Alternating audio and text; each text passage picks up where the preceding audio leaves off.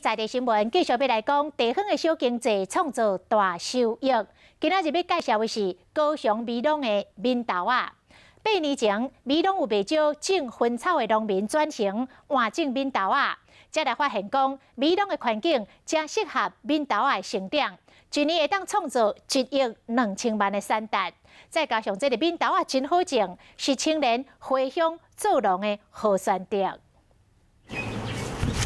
闪闪当当翠绿的模样，佮过几工啊，体型佮放大一倍，就当采收啊。虽然是产地顶真平凡的面豆啊，不过伊是农民眼中的金鸡母。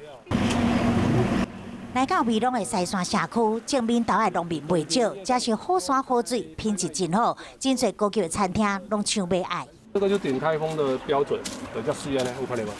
北泡泡又咪，因为这个很嫩。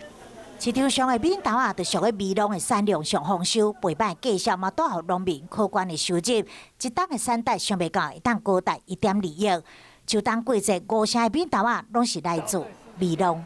其实它算蛮好操作的一项作物啦，但是如果你碰到好价钱的时候，就等于是过年期间的一些加菜金这样子。主要是在我们的秋冬时间来种植，过它1年的产值有达到1.2亿。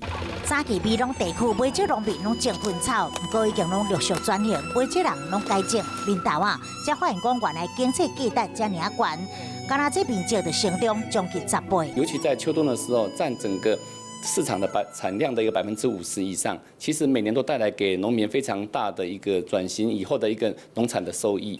近年来，青年回乡做事的愈来愈多，种面豆啊，就是一个袂歹的选择。入门比较简单，就是因为它的成本很低，它只要一些豆种，然后其实它生长的状况你不需要太多的一些工法。